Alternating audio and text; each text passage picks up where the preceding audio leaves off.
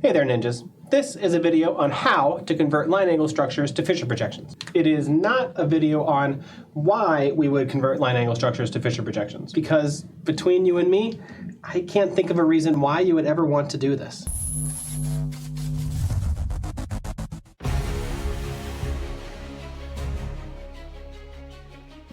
The best way to turn a random line angle structure into a Fischer projection is very slowly and very methodically. Learn the steps I'm going to teach you and accomplish them in order every time, and you'll get to the right Fischer projection. This isn't a video on what a Fischer projection is, but I do have a separate video on that I'll link to down below. In that other video, I mentioned that Fischer projections are the least stable conformation for hydrocarbon. So the first step to drawing a Fischer projection is to rotate the bonds of the line angle structure until all the in the plane bonds are in the southern hemisphere and all the wedge dash bonds are in the northern hemisphere. To do that, the carbon-2 wedge group is already in the northern hemisphere, so the carbon-2 wedge OH group can stay on the wedge in the northern hemisphere. But the carbon-3 bromine and methyl group are pointing in the southern hemisphere. We need to rotate carbon-3 up into the northern hemisphere so that the alkyl groups go down in the southern hemisphere, and we rotate the wedge and dash groups up into the northern hemisphere. This isn't a video on how to rotate bonds to manipulate molecules, but this very nicely follows the arrow shift method that I invented, and I'll link to that video down below. Note that when we rotate carbon-3 up to the northern hemisphere, that rotates the bromine onto the dash and the methyl group up onto the wedge. The NH2 group on carbon-4 is already pointed up in the northern hemisphere, so we can leave it in the northern hemisphere on its dash. But the halogens on carbon-5 are pointed in the southern hemisphere. We'll need to rotate carbon-5 up into the northern hemisphere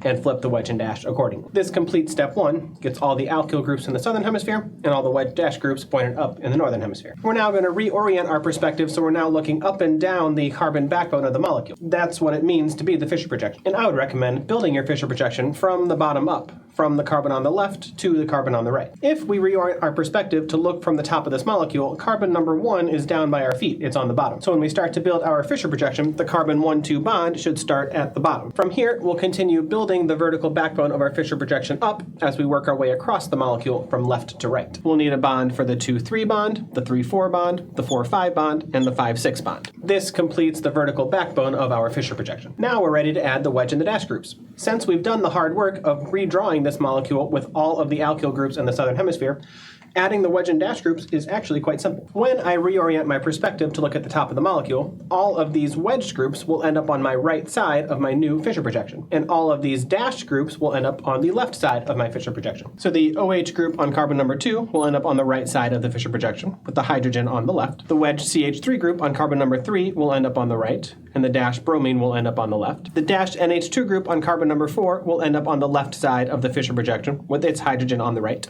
And the iodine on carbon 5 on the wedge will end up on the right side, while the fluorine on the dash will end up on the left side. Adding in the CH3s on the top and the bottom, and you have drawn yourself a very nice Fischer projection. Now, more often than not, you're likely to be taking a Fischer projection and turning it back into a line angle structure. That's a different video, and I have that video linked down below. But at least for now, you know how to turn a line angle structure into a Fischer projection.